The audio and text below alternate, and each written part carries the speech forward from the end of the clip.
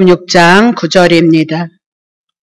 요한복음 6장 9절. 여기 한 아이가 있어 보리떡 5개와 물고기 2마리를 가졌나이다. 그러나 그것이 이 많은 사람에게 얼마나 되겠사옵나이까. 우리가 많은 시간을 들여서 이제 떡 5개, 고기 2마리를 가지고 5,000명을 먹이고도 12바구니가 남았다는 그 사건을 가지고 어떻게 예수가 우리의 구원자가 되시는가, 양식이 되시는가에 대해서 우리가 살펴보고 있습니다. 그래서 성경은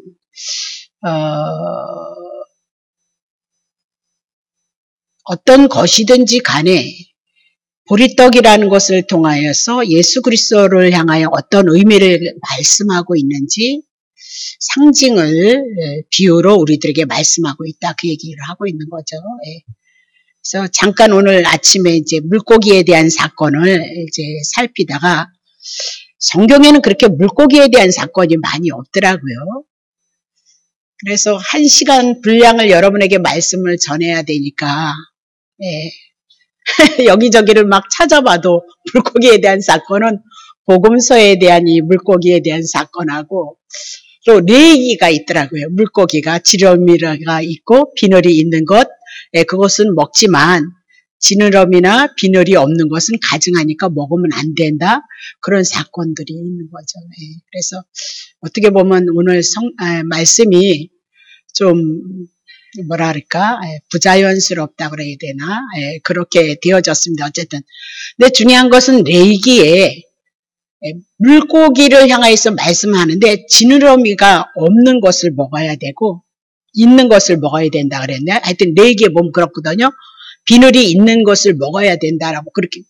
그럼 물고기 지느러미는 무엇을 상징하고 비늘은 무엇을 상징하기에 우리가 먹어도 되고 비늘이나 지느러미가 없는 것은 가증한 것, 우상숭배와 연결되어지고 죄와 연결이 되어진 것을 말씀하므로 이렇게 모든 성경에는 감추어진 비밀이 있다는 거죠. 예수 그리스도를 드러내는 모든 것의 의미와 상징이 있다. 그렇게 얘기를 하고 있는 거죠. 그래서 5개라는 숫자에 대해서 우리가 또 살펴보기도 했고 한 아이가 무엇을 상징하는지에 대해서도 오늘 살펴봤다. 그 얘기입니다. 그래서 오늘은 물고기 2마리에 대한 사건을 가지고 하나님이 물고기는 무엇을 상징하고 있는지에 대해서 한번 은혜를 나누고자 그렇게 생각을 합니다. 자, 마태복음 4장 18절. 갈릴리 해변에 다니시다가 두 형제 곧 베드로라 하는 시몬과 그 형제 안드레가 바다에 그물 치는 것을 보시니 저희는 어부더라 그랬지요. 자, 19절. 말씀하시되 나를 따라오너라 내가 너희를 사람을 낚는 어부가 되게 하리라 하시니라. 그렇게 얘기합니다. 그러니까 예수님께서 베드로와 그리고 시몬을 부르시는 장면이다. 그렇게 얘기를 하고 있잖아요. 이제 이들을 부르신 것은 갈릴리 바다였다라고 그렇게 얘기하는데 성경에 보면 갈릴리 바다를 향해서 이제 마가복음이나 누가복음에는 게네사렛 호수로 이렇게 나오고요. 요한복음에는 디베레아 바다로 불려지고 있는 겁니다. 그래서 이것도 이 지명도 실상은 영적으로 예수님에 대한 이야기를 다 설명을 해 나가고 있는 거예요. 근데 제가 이제 거기까지는 여러분에게 많은 시간이 그러니까 다 다뤄드리지 못하고 있을 뿐이다. 그 얘기를 하고 있는 거죠. 그러면 중요한 것은 바다는 도대체 바다에서 고기를 잡는 이 예수님의 두 제자를 향하여서 말씀하는데 바다는 도대체 무엇을 상징하고 있느냐 그 얘기를 하고 있는 거죠. 계시록 13장 1절. 내가 보니 바다에서 한 짐승이 나오는데 뿔이 10이고 머리가 7이고 그 뿔에는 10멸관이 있고 머리들에는 참남한 하나님의 이름을 대적하는 이름들을 가지고 있더라. 그렇게 얘기하면서 중요한 것은 바다는 누가 사는 곳이냐? 한 짐승이 살고 있다. 그렇게 얘기를 하고 있는 거죠. 그래서 성경에서 짐승이란 우리가 꼭 기억해야 될 것은 창세기에 짐승이 나왔는데 그 짐승이 뭐였어요? 뱀이더라. 그렇게 얘기를 하죠. 그래서 계시록에는 그 뱀에 대한 사건을 가지고 마귀고 사단이고 그렇게 얘기를 하고 옛뱀이다. 그렇게 얘기하면서 창세기서부터 짐승이 있었던 것을 우리들에게 말씀하고 있죠. 그럼 요 뱀이 창세기에 뭘 얘기냐? 선악과 따먹어라 그렇게 얘기하면서 정령 죽음이 임했어요. 그럼 뱀은 지금 선악과 율법, 지키지 못한 율법을 지켜서 하나님같이 되라고 그렇게 속이는 자여서 결국은 우리를 멸망시키는 자였던 것을 말씀하고, 바다에는 짐승이 살고 있다. 그 얘기는 세상의 나라를 상징하고 제된 나라, 제 가운데 있는 나라를 상징하는 것을 바다로 얘기하고 있다. 그렇게 얘기를 하고 있어요. 그럼 마태복음 4장 18절이나 19절을 통해서 베드로하고 안드레를 향하여서 그들이 업은 바다에서 고기를 잡는 자들이었다라고 그렇게 얘기를 하고 있거든요. 고기를 잡는 자들을. 근데 예수님께서 먼저 그들을 부르시는 거예요. 예수님께서 먼저 그들을 부르셨다는 것은 그들이 먼저 예수님 앞에 제사함을 받고 구원을 받았다는 것을 상징하고 있죠. 바다 가운데 고기를 치는 자, 죄된 세상에서 죄와 더불어 살아가고 있는 그들을 향하여 예수님이 먼저 그들을 부르셨다는 것은 죄의 용서함을 받고 구원을 받았다는 것을 얘기를 하고 있거든요. 그럼 이 어부들은 바닷가에 나가서 고기를 잡아야 되는데 그 고기 잡는 것을 통하여서 주님이 말씀하시기를 사람을 낚는 어부가 되어지도록 하라 그렇게 얘기를 하고 있는 거예요. 그럼 바다에는 물고기가 사는데 예수님이 비유로 말씀하시면서 바다를 통해서 거기에 누가 있다고요? 사람이 산다 그렇게 얘기를 하고 있어요. 사람을 낚는. 어부라면 고기를 잡아야 되는데 이 어부를 향하여서 사람을 낚는 어부가 되어질 것이다 라고 그렇게 얘기를 하고 있는 거죠. 그럼 먼저 제사함을 받았던 베드로와 안드레는 복음으로 구원을 받고 그들이 나아가서 죄된 세상에 나가서 복음을 전함으로 말미암아 죄인을 향하여서 구원하는 진리로 생명으로 이끌 것을 말씀하고 있다. 그렇게 얘기를 하고 있는 거죠. 자, 마태복음 13장 47절. 천국에 대해서 비유를 얘기하고 있거든요. 마치 바다에 치고 각종 물고기를 모으는 글부가, 바다에는 뭐가 많대요? 각종 물고기가 사는 곳이 바다라는 거예요. 그럼 바다는 죄된 세상을 상징했잖아요. 그럼 죄된 세상에는 각종 물고기란 아주 많은 영혼들이 사는데 각가지의 죄를 인하여서 제약된 세상에서 살아가고 있는 상태를 향해서 말씀하고 있어요.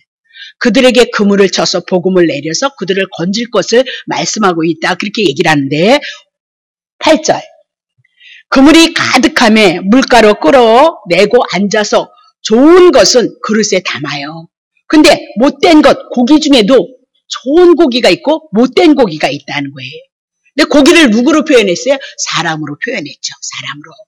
그러면 천국이란 바다 세상 제약 가운데서 복음을 내려서 그물을 내려서 그들을 건지는데 딱 물고기를 그물을 쳐서 이렇게 잡아오니까 거기는 좋은 고기도 있고 못된 고기도 있더라는 거죠. 그러면 좋은 고기는 뭐냐? 못된 고기는 뭐냐? 사람인데 9절. 세상 끝에도 이러할 것이도다. 천사들이 와서 의인 중에서 악인을 갈라낼 것이도다.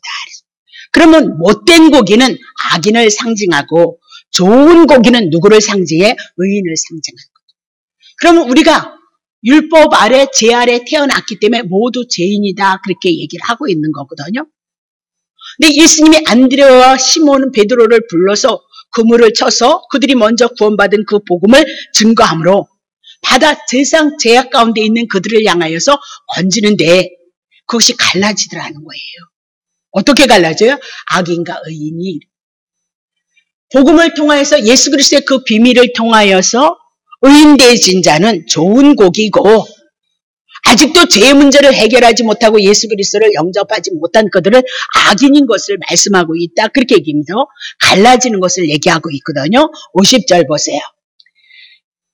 풀물불에 악인은 어디예요? 풀무불 심판 지옥에 떨어질 것을 말씀하고 거기서 이를 갈며 울 것을 말씀하고 있는 거죠. 그래서 하나님의 구원에 이르지 못했으므로 심판받았던 거. 왜요? 지도자들을 잘못 만났기 때문에. 유대인들을 향하여서 율법, 복음 지키지도 못한 율법을 지키지 못하는 그 율법을 지킴으로 말미암아 하나님 앞에 구원을 얻을 수 있다는 그것을 진리로 삼고 있었다는 거예요. 그래서 율법을 붙잡고 그들이 가르치는 바리새인들이 서기관들이 가르치는 그 말씀을 가지고 하나님을 섬겼는데 그래서 예수 그리스도 복음은 배척을 했는데 결론은 뭐예요? 지옥이더라. 그렇게 얘기를 하고 있는 거예요. 그래서 이들이 지옥불에 들어가서 이를 빡빡 가는 거예요. 왜 가느냐? 내가 주인을 잘못 만났다. 지도자를 잘못 만났다는 거죠. 복음 되시는 예수 그리스도를 만나야 되는데 율법, 십계명 지키지 못하는 그 십계명에 의한 그 계명을 지키라고 했던 바리새인 서기관들을 향해서 자기네들에게 왔던 결론은 뭐예요? 지옥이다라고 그렇게 얘기를 하고 있는 거죠. 다시 정리하면 천국에 대한 얘기, 바다에 대한 얘기, 죽음에 대한 세상에 대한 얘기, 각종 물고기, 각종 죄를 인해서 고난을 당하고 있는 우리들의 이야기를 말씀하고 있다. 그렇게 얘기를 하고 있는 거죠. 그래서 제가 하고 싶은 것은 오늘 말씀과 같이 물고기 두 마리가 도대체 무엇이냐, 지난주에 말씀드렸던 것처럼 두 마리란 증인의 숫자, 분리의 숫자다. 그렇게 얘기하면서 유대인과 이방인, 하나님 앞에 구원받은 무리를 향해서 물고기로 상징을 하고 있다. 그렇게 얘기를 하고 있는 거죠. 자, 출애굽기 7장 17절 보세요. 여호와가 이같이 이르노니 내가 이를 인하여서 나를 여호와인 줄 알 것이다 하셨느니라. 볼지어다 내가 내 손에 지팡이로 하수를 치면 그것이 피로 변할 것이고 그랬습니다. 모세에게 줬던 그 지팡이를 가지고 하수에다, 애굽의 하수에다 치니까 피로, 심판으로 변하는 거예요. 그럼 애굽이라는 나라는 죄된 세상을 얘기하고 뭐죠? 바로는 사단을 상징을 하고 있단 말이죠. 그럼 여호와가 그들을 향해서 심판, 죄된 세상은 죄를 인해서 심판을 받는 거 마땅하다. 그렇게 얘기를 하고 있는 거거든요. 8절 하수의 고기가 죽을 것이고 애굽의 세상은 하수, 물이잖아요. 물은 고기가 죽어요. 왜 죽을까요? 그 물이 썩었기 때문이다. 그렇게 얘기해요. 고기가 살 수 있는 것은 썩은 물은 안 된다. 그렇게 얘기를 하고 있어요. 살 수 있는 방법은 깨끗한 물이어야 된다는 거죠.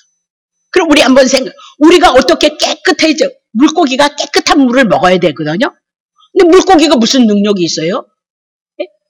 물고기가 무슨 능력이 있어서 물을 정화를 시킬 거예요? 물고기가 무슨 능력이 있어서 자기를 깨끗게 하고 자기가 살 수 있는 물에 들어갈 수 있느냐 말입니다. 피조물은 그럴 수 없다는 거잖아요. 그죠? 그래서 죽고 그 물에서 뭐가 난대요? 악취가 나더라. 그렇게 얘기를 하고 있어요. 애굽 사람들이 그 물 마시기를 싫어하리라 하라. 그렇게 얘기를 하고 있는 거죠. 중요한 것은 애굽에 있는 하수가 하나님의 지팡이를 인해서 심판을 받음으로 말미암아 피로 심판으로 변함으로 그들은 죽는다. 그렇게 얘기해요. 애굽의 물은 그들을 죽여요. 애굽의 물은 악취가 나요. 그래서 고기가 살 수 없는 물이었던 것을 우리들에게 말씀하고 있다. 그 얘기를 하고 있는 거죠. 자, 19절 보세요.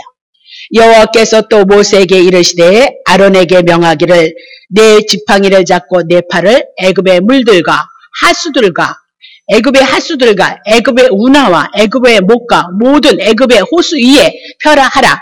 그것들이 피가 되리니 애굽의 온 땅에와 나무와 그릇에와 돌그릇에 모든 것들이 다 심판 가운데 거하는 것을 말씀하고 있다. 그렇게 얘기를 하고 있는 거잖아요. 중요한 것은 애굽에 있는 모든 호숫가에 있는 작은 호숫까지도 그 물들은 어떻게 해요? 심판을 받아요. 애굽의 물은 우리들에게 생명을 주지 못하고 오히려 심판 가운데 저주를 받는 것을 우리들에게 말씀하고 있다. 그 얘기죠. 그 다음 절 보겠어요. 모세와 아론이 여호와의 명하신 대로 행하여 바로와 그 신하의 모천에서 지팡이를 들어서 하수를 치니까 물이 심판을 받아요.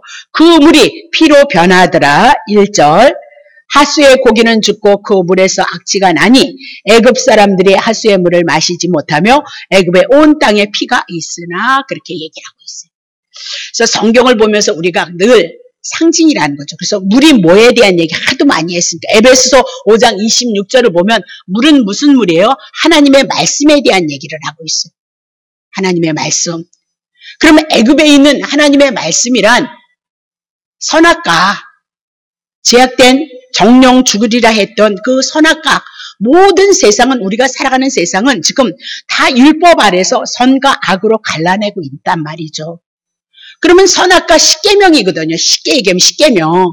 하나님의 십계명을 지키라는 것을 지키면 우리는 복이지만 지키지 못하면 저주이다. 그렇게 얘기를 하잖아요. 그래서 세상에서 있는 그 법이 다 뭘로 이루어져요? 인과율로. 착한 사람은 복을 받고 착하지 않은 사람은 저주를 받고. 그러면 여러분 마음속에 늘 착한 마음이 있습니까? 옆에서 여러분들을 한번 찔러보세요.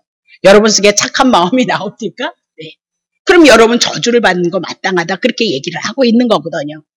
그래서 창세기서부터 아담 이후로부터 똑같은 모양을 가지고 태어났던 우리는, 혀를 가지고 육을 가졌던 우리는 심판 가운데 있다는 거예요.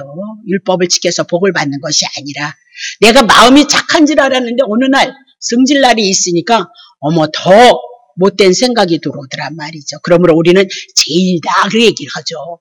그래서 하나님께서 그 죄 문제를 해결하시기 위해서 구약에 예수 그리스도 보내실 것을 언약하셨고, 예수 그리스도는 신약에 오셔서 2000년 전에 오셔서 우리의 죄 문제, 사망의 문제를 해결했다 그 얘기를 하고 있는 거죠.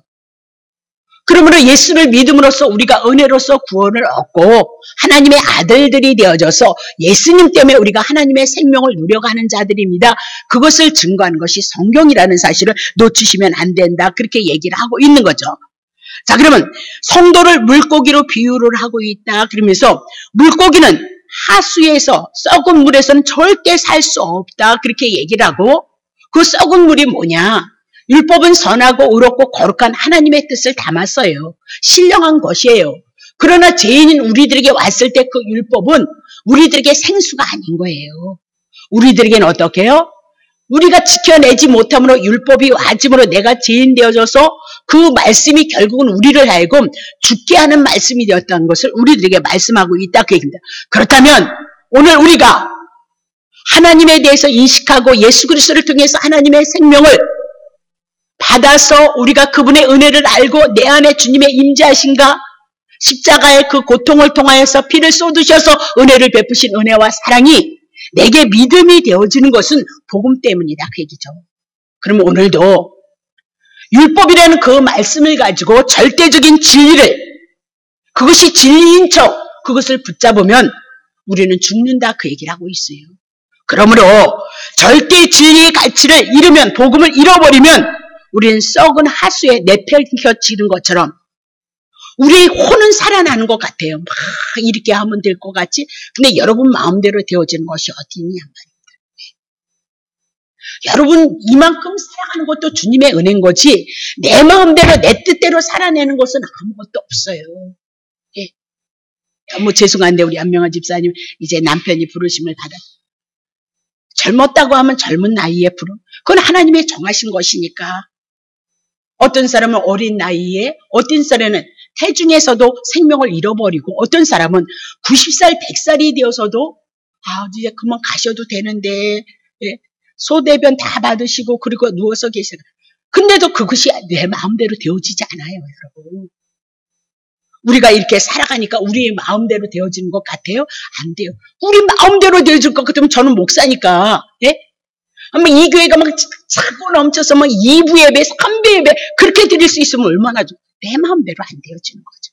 여러분도 여러분의 삶을 뒤돌아보면 여러분의 마음조차도, 여러분의 생각조차도 다스리지 못하는 자가 여러분이라는 것을 여러분 깨달으셔야 된단 말이죠. 그렇다면 오늘 우리는 하나님의 말씀, 우리는 살리는 말씀이 무엇이냐? 썩은 물 안 된다 그 얘기. 나를 죽게 하는 물은 안 된다 그 얘기를 하고 있어요. 그럼에도 불구하고 많은 사람들이 오늘도 진리가 무엇인지를 몰라요. 하나님의 말씀, 십계명을 지키라 하고 하지 말라 했던 그 말씀을 내가 지켜서 살아내는 줄 알고 있어요. 내가 그것을 지켜서 남들보다 조금 더 건강하고 조금 더 물질이 있고 조금 더 무엇이 있으면 자기 의로움으로 삼는 어리석은 가운데 있다 그렇게 얘기해요. 그런 분들은 반드시 정말 하나님의 택자라면 여호와를 알게 하시기 위해서는 반드시 무너지게끔 되어져 있어요.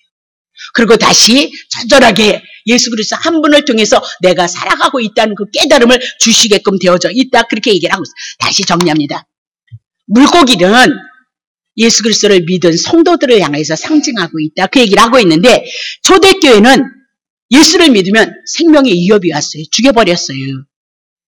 그러니까 늘 핍박이 따랐단 말입니다. 그래서 초대교회들은 그들이 예수 그리스도를 믿는다는 이유로 말미암아 생명의 위협을 느끼고 그리고 핍박을 받았기 때문에 그 초대교회 예수 그리스도를 믿는 자들은 사인이 있었어요. 표시를 내면 안 되니까. 그러니까 어디다든지 이렇게 물고기, 여러분 차에 보시면 물고기 이렇게 그림이 있는 거 여러분 아시죠? 익투스라는 그 이제 예수 믿는 성도들의 나는 신앙인입니다. 나는 예수 그리스도를 믿는 겁니다. 그것이 이렇게 물고기로 이렇게. 그래서 어떤 교회는 교패로도 물고기를 향하여서 이렇게 그려놓은 것이 있거든요. 그게 뭐냐면 나는 기독교인입니다. 그런 사인이에요. 암호이고 상징이다. 그렇게. 이러면 저 사람이 이렇게 예수 믿는 행동을 하고 기도를 하고 찬양하는 무조건 잡아다가 가두었고 죽였으니까. 그러니까 초대교회는 스스로 그들이 몰래 몰래 예수를 믿는데 그 예수를 믿는 그 사인을 서로 그리스도인들이 긴밀히 그 관계를 형성하기 위해서는 그들이 뭘 가지고 있었냐면 옷에다 그림을 그리든 무엇에다 그림을 그리든 물고기 그림을 그렸다라고 그렇게 얘기를 하고 있는 거예요. 그래서 서로가 이분은 예수를 믿는 자구나. 그래서 서로를 확인을 했어요. 그래서 그것을 암호로 사용하고 같은 편인 줄 알고 접선을 했던 그런 시대가 초대교회에 있었다. 그렇게 얘기를 하고 있어요. 그럼 이렇게 물고기 안에 헬라어로 익투스라고 그렇게 글씨가 써져 있거든요. 그럼 그 글씨가 무슨 뜻이냐? 예수 그리스도 하나님의 아들 구주 나는 그분을 믿습니다. 그것을 상징하는 것이 물고기 속에 익투스라는 그 헬라어로 말씀이 써 있었던 것을 볼 수 있거든요. 그리고 이들은 예배를 드릴 수가 없었어요. 기도를 할 수가 없었어요. 그래서 이렇게 카타콤이라는 그 동굴 속으로 좀 피해 다니는 거예요. 막 죽이러 다니니까. 눈이 빨개가지고 유대인들도 어떻게 해요? 예수 믿는 사람을 잡으러 오니까. 그래서 그들이 모이는 것이었는데 깊은 동굴 속에서 숨어서 생활을 했어요. 그래서 그곳에서 하나님 앞에 예배하기도 하고 같이 그곳에서 기도하기도 하고 그랬어요. 그러면 그 동굴을 찾아가기 위해서는 그들이 그 동굴을 찾아가는 그 신호가 뭐냐면 고기였어요. 물고기. 익투스라는 그 그림을 통해서 그 신호가 있는 대로 이렇게 벽에다 그림을 그려놓는 거예요. 그러면 그걸 찾아가면 기독교인들이 모여서 그곳에서 숨어서 하나님 앞에 예배를 하고 하나님 앞에 찬송을 하고 그랬던 그 사건들이 있단 말이죠. 자, 그렇다면 물고기는 사인의 종류인데 어떻게 종류로 구분되냐? 단 내가 예수를 믿게 되어졌습니다. 그렇게 얘기했을 때 아주 작은 고기를 그려요. 그러나 내가 세례를 받은 자입니다. 그랬을 때 고기가 좀 더 커지는 거죠. 그래서 그 신앙의 정도를 이렇게 사람들이 보고 확인해서 너무 어리고 너무 연약한 자들은 신앙의 교육이 필요하잖아요. 그래서 조그만 물고기, 멸치만한 고기를 그려가지고 자기의 신앙을 고백을 하고 나는 세례를 받았으므로 그랬습니다. 그런 자들은 큰 고기를 그려서 자기의 신앙을 고백했던 그런 시대가 있었다. 그 얘기입니다. 자, 마태복음 14장 17절부터 19절. 제자들이 가로되 여기 우리에게 있는 떡은 떡 5개와 물고기 2마리 뿐입니다. 8절. 가라사대 그것을 내게 가져오라 하시고 무리를 명하여 잔디 위에 앉히시고 떡 5개와 물고기 2마리를 가지사 하늘을 우러러 축사하시고 떡을 떼어 제자들에게 주심에 제자들이 무리에게 주었도다라고 그렇게 얘기를 해요. 그러면 이 고기는 어디에서 나온 고기냐? 갈릴리 바다에서 잡은 고기였어요. 그러니까 큰 물고기가 아니고 멸치만한 작은 정도의 물고기였다. 그 얘기입니다. 그 얘기는 무엇을 상징하냐? 볼품이 없는 고기, 싸구려 고기, 사람들이 관심을 절대 갖지 않는 그런 고기. 그래서 버려도 그냥 누가 하나 관심도 갖지 않는 그런 고기였다. 그 얘기를 하고 있어요. 그럼 이 어린 아이란 율법 아래에 있는 자였고 물고기 2마리를 가져왔던 이 어린 아이는 아직도 보잘것이 없는 제 아래에 있는 율법 아래에 있는 자임을 신앙을 고백하는 자들이다. 그렇게 얘기를 하고 있는 거죠. 근데 그 배경을 보면 그들의 배경은 빈들이었고 광야였고 전역이었다라고 그렇게 얘기를 하고 있거든요. 빈들, 광야, 전역 다 율법을 상징하고 제 아래 연약한 자의 삶을 상징하고 있다. 그렇게 얘기를 하고. 근데 이 물고기가 주님 앞에 드려지는 순간 이적의 도구가 되고 기적이 되어지더라는 거죠. 그러면 예수님으로부터 제사함을 받고 구원을 받았던 성도들이란 그 구원에 대한 은혜를 가지고 다시 이 복음을 전하고 진리를 전하는 생명의 역사를 이루는 도구들이 되어질 것을 성경이 우리들에게 말씀하고 있는 거죠. 그냥 되어지는 거 아니란 말입니다. 자, 에베소서 3장 6절. 이는 이방인들이 복음으로 말미암아 그리스도 예수 안에서 함께 후사가 되고 함께 지체가 되고 함께 약속에 참여한 자가 됩니다. 함께 그랬습니다. 이방인 그렇게 얘기합니다. 언약 밖에 있는 사람, 짐승과 같은 사람들도 예수 그리스도를 믿음으로 말미암아 함께 하나님의 나라가 그들에게 유업이 되어지고 영생이 그들에게 하나님의 아버지가 되어주는 은혜가 있을 것을 말씀하고 있다. 그렇게 얘기를 하고 있거든요. 에베소서 2장 5절. 허물로 죽은 우리를 그리스도와 함께 살리셨고 너희가 은혜로 구원을 얻은 것이라. 또 함께 어떻게 해요? 일으키셨다. 부활할 때 우리도 같이 부활한 거예요. 의로운 생명으로 나타난 거예요. 그리스도 예수 안에서 함께 하늘에 이민아도 여러분은 어디예요? 하늘에 함께 안침바 되어졌다는 거예요. 지금은 그런 얘기를 제가 들을 수가 없지만 재림에 대한 사건이 얼마나 떠드냐 말이죠. 베리치벨티나에서 교회가 벌벌 떨고 성도들이 근데 이민아도 영적으로 우리는 어떤 존재예요? 하늘에 안침바 되어졌다니까요. 내일이라도 주님이 오시면 얼마나 좋은 일이냐 그 얘기를 하고 있어요. 왜? 이미라도 주님은 부활하셨고 그분이 승천하셔서 하나님의 보좌 우편에 앉은 곳은 예수 그리스도는 하나님의 계시의 방편이기 때문에 우리를 향해서 행하셨던 모든 일들은 예수님이 행하신 건 다 우리를 위한 일이라 그 얘기예요. 하나님의 보좌의 우편에 앉으셨도다. 우리가 어디에 앉힌바 되었어요? 하나님의 우편에 앉힌바 되어졌다라고 그렇게 성경이 얘기를 하고 그걸 믿는 것을 하나님이 가장 좋아하는 귀한 믿음이라 그렇게 얘기를 하고 있어요. 내가 어떤 때는 드렸다가 어떤 때는 못 드렸다. 이런 내 신앙의 환경과 감정의 기복에 의한 그 삶을 의지하시면 안 된다. 그 얘기를 하고 있죠. 에베소서 1장 20절.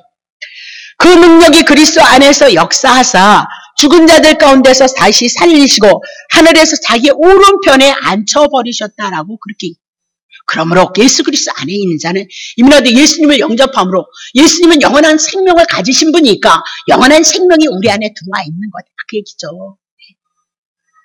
그래서 슬픔을 당하는 유가족들이 장례를 집전하는 것은 돌아가신 분들을 향해서는 사람한테 예배가 되어줄 수 있나요? 그건 없는 거예요. 하나님이 받으시는 예배거든요.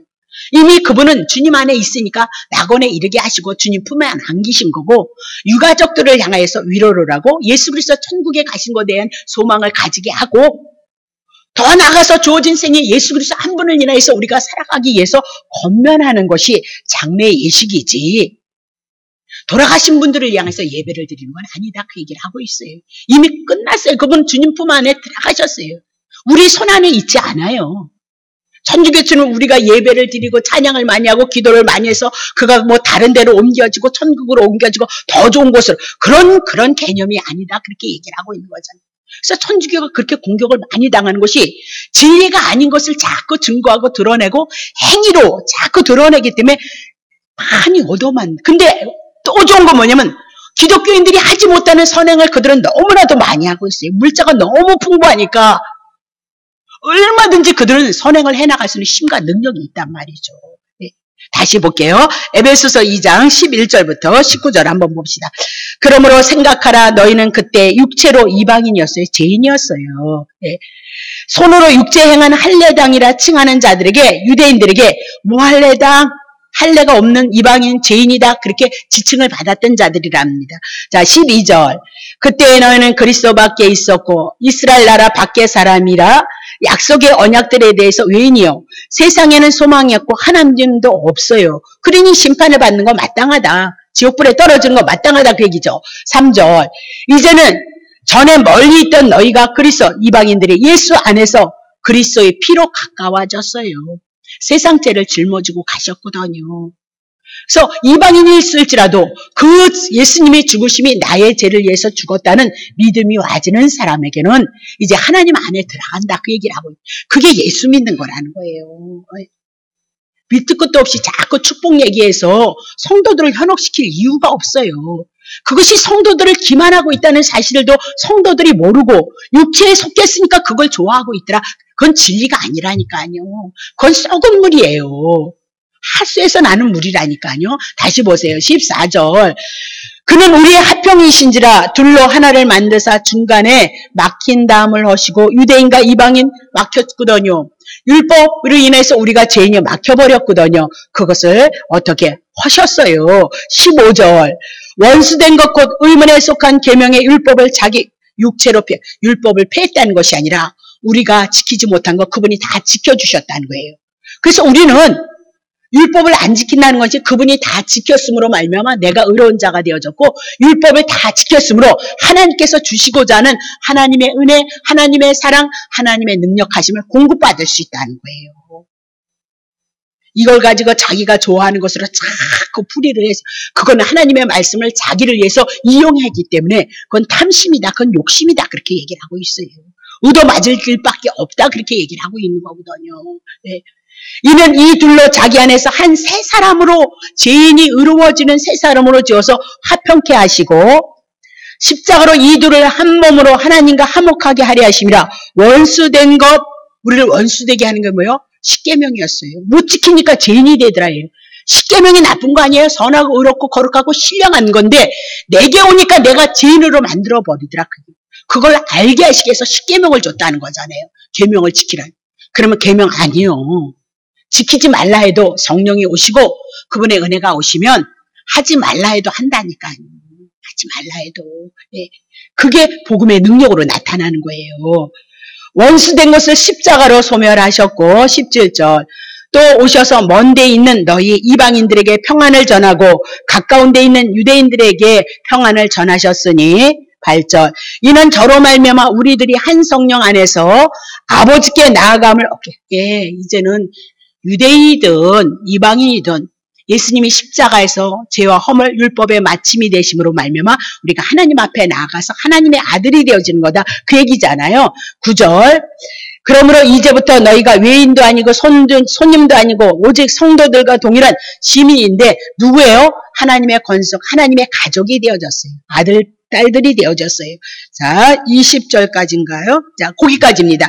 자, 그러면 이 얘기는 예수 그리스도로 말미암아 유대인과 이방인이 예수 그리스도 안에서 하나됨을 말씀하고 있다. 그 얘기죠.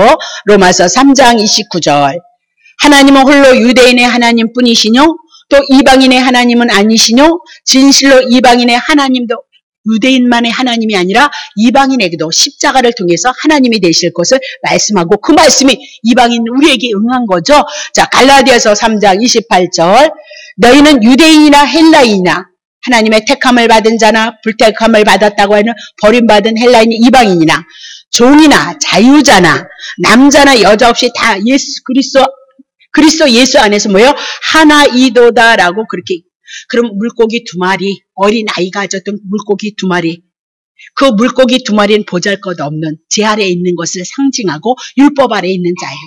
이렇게 예수님 앞에 옮겨지는 거예요. 어떻게 옮겨지는 거예요? 십자가 복음을 통해서 옮겨짐으로 말미암아 믿음으로 하나님의 자녀가 되어지고 물고기 2마리가 누구를 상징하고 있냐? 유대인과 이방인이 구원 얻을 것을 향해서 말씀하고 있다. 그렇게 얘기를 하고 있어요.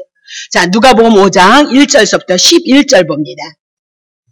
무리가 옹이하여 하나님의 말씀을 들을새 예수는 게네사렛 호숫가에 서서 호숫가에 2배가 있는 것을 보시니 어부들은 배에서 나와서 많은 것들이 숨어 있어요. 그물을 씻는 거예요.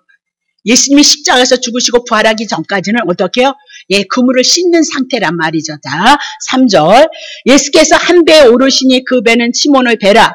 육지에서 조금뜨기를 청하시고 앉으사 배에서 무리를 가르치시더니 4절. 말씀을 마치시고 시몬에게 이르시되 깊은 데로 가서 그물을 내려 고기를 잡으라. 고기는 어떤 데 가야 된다는 거예요? 깊은 데 가야 된다는 거예요. 네. 그럼 이 깊은 데가 도대체 뭐냐? 네? 보잘것없는 그 고기를 잡는데 어디로 가야 된다는 거예요? 깊은 데로. 창세기 1장 2절. 1장 2절 보겠습니다. 땅이 혼돈하고 공허함에 흑암이 깊은 이에 있고 그랬습니다. 땅이 혼돈 가운데 공허 가운데 흑암의 깊은 가운데 제 아래에 있는 상태를 향해서 깊음으로 얘기를 하고 있어요. 음부를 뭐예요? 깊음으로 얘기를 하고 있잖아요. 구렁을 뭐라고 얘기했어요? 구렁이에 빠졌다라고 얘기는 부자의 나사로에 대한 얘기가 뭐가 나요? 구렁이 나오고 있잖아요. 그런 모든 것들은 무엇을 제 아래 심판 가운데 있는 것을 뭘로 얘기해요? 깊음으로 얘기를 하고 있습니다. 바다는 바다인데 바다의 깊은 것이란 깊은 제 가운데 빠져 있는 것을 상징하고 있더라. 그렇게 얘기를 하고 있는 거죠. 그렇다면 율법 아래 제 아래 있는 상태를 향하여서 깊은 데로 가서 제 가운데 있는 그들을 향해서 건져낼 것을 말씀하고 있더라. 그렇게 얘기를 하고 있죠. 자, 5장 5절 봅니다. 시몬이 대답하여 그래 선생이요. 아직도 시몬은 베드로가 아닌 거예요. 이름이 바뀌질 않았어요. 물과 성령으로 거듭나질 않았어요. 아직도 시몬이었는데 가로되 누구로 알아요? 선생으로 알고 있어요. 그러나 나중에 8절, 9절, 11절에 나가보면 구주로 알고 있어요. 그분이 구원자이신 하나님이신 것을 알게 되어지거든요. 그럼 아직까지도 베드로는 뭐예요? 복음 안에서 진리 안에서 부름을 받았다 했을지라도 온전히 이 진리 안에 붙들리지 못한 자란 말입니다. 그래서 베드로가 어떤 땐 복 있는 자가 되어졌다. 어떤 땐 마귀의 노릇을 하는 그런 상태.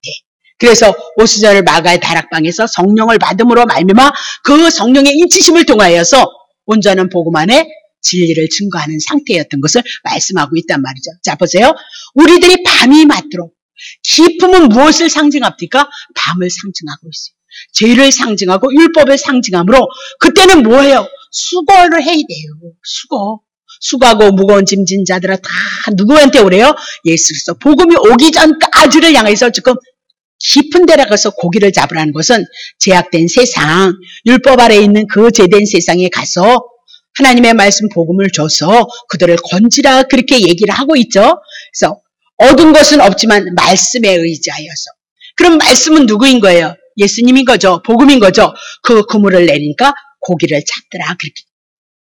성도들을 오늘 2마리의 물고기 보잘것없는 고기가 어떻게 잡혀지느냐. 말씀 예수 그리스도 위에서 십자가 복음을 통해서 우리가 성도가 되어질 것을 말씀하고 있다. 그렇게 얘기를 하고 있는 거죠. 6절 보죠. 그래한즉 고기를 애운 것이 심히 많아서 그물에 고기는 잡았는데 얼마나 많은지 막 너무 많이 잡았는데 많아서 그물이 찢어져 버린 거예요. 그리고 그 그물이 찢어지니까 고기가 어떻게 배에 잠기게 되어지는 그런 사건이 있거든요. 그럼 예수님이 죽으시기 전까지, 죽고 부활하시기 전까지는 하나님의 복음이 온전히 완성이 되지 않은 거예요. 죽으시고 부활하셔야 되는데. 그래서 그물이 어떻게 찢어져서 고기가 다 어디로 가요? 바닷속으로 들어가고 있단 말이죠. 율법으로 우리를 향해서 수고하고 애써서 율법으로 자꾸 의롭고 거룩하고 막 십계명을 지키고 막 그렇게 해서 유대인들을 모으기는 모으는데 그들이 구원에 이르지 못해요. 율법으로는 그들이 하나님 앞에 제사함을 받지 못하더라. 그렇게 해서 그물이 찢어지므로 다시 그 그물들이 다 고기가 다 어디로 가는 거야? 바다로 들어가더라. 그 얘기를 하고 있는 거거든요. 자, 그러면 요한복음 21장 3절부터 고기 얘기하고 있습니다. 시몬 베드로가 나는 물고기 잡으러 가노라. 요한복음 21장이면 어떤 사건인 거예요? 시몬이 뭐로 바뀌었어요? 베드로로 바뀌었어요. 반석으로 바뀌었죠. 자, 그러면 요한복음 21장은 예수님이 죽으시고 부활하신 사건을 전제로 해서 예수님이 나타나셨잖아요. 그럼 물고기를 잡으러 가노라 하며 저희가 우리도 함께 가겠다 하고 나가서 배에 올랐으나 이 밤에 아무것도 잡지 못하였더니 자 4절 날이 새어 갈 때에 예수께서 바닷가에 서셨으나 제자들이 예수인 줄 알죠. 밤에 잡으러 갔는데 아무것도. 근데 뭐요? 동이 트고 있는 거예요. 새벽이 오고 있더라. 그렇게 얘기를 하고 있거든요. 이 새벽이 누구냐? 계시록 22장 16절 한번 쳐보실래요? 계시록 22장 16절. 새벽이 누구를 상징하고 있느냐? 나 예수는 교회들을 위하여 내 사자를 보내어 이것들을 너에게 증거하게 하였노라. 나이는 다스이스의 뿌리요 자손이니 곧 광명한 새벽별 그랬습니다. 새벽이 찾아오고 있어요.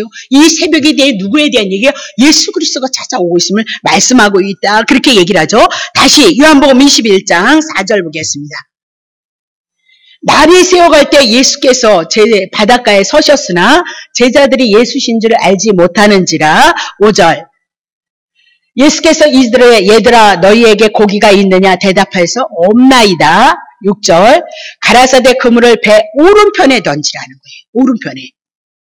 아까는 베드로는 깊은 데 던데 이제는 오른편에 던지라. 그리하면 얻으리라 하신데 이에 던졌더니 고기가 많아 그물을 들 수가 없는 거예요.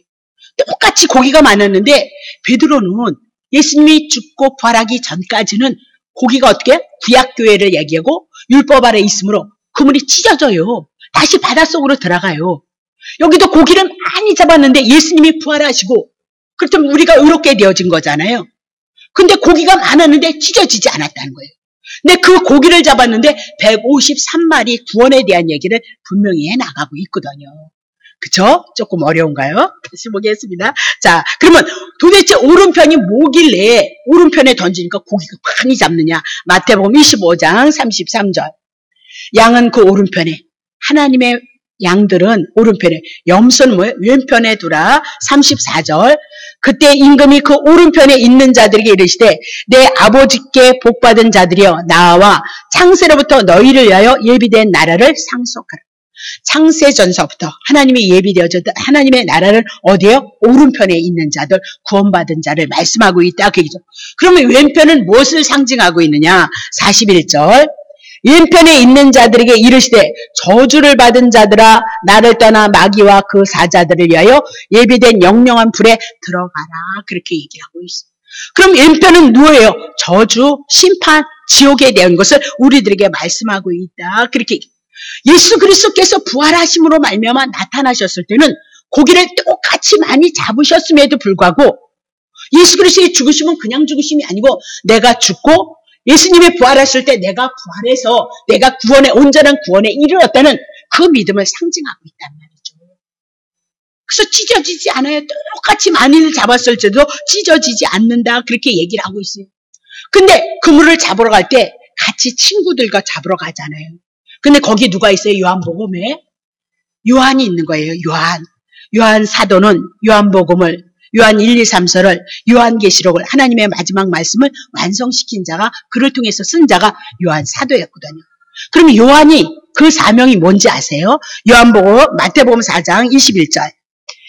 거기서 더 가시다가 다른 두 형제, 그 세베대의 아들 야고보와 그 형제 요한이 그 붙인 세베대의 한 가지로 배에서 그물을 기울여요.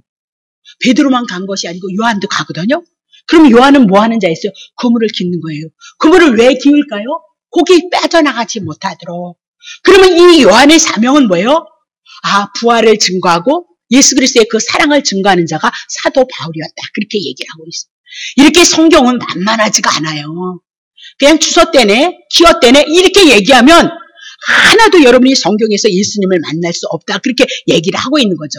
그래서 요한복음 21장 3절 보니까 자, 다시입니다. 다시 할게요.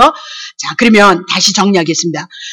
요한복음 21장의 이 배는 예수 그리스도께서 죽으시고 부활하셔서 나타나시는 거예요. 찢어지지 않는 복음을 우리들에게 말씀하고 있다. 그렇게 얘기하고 그들이 누구냐?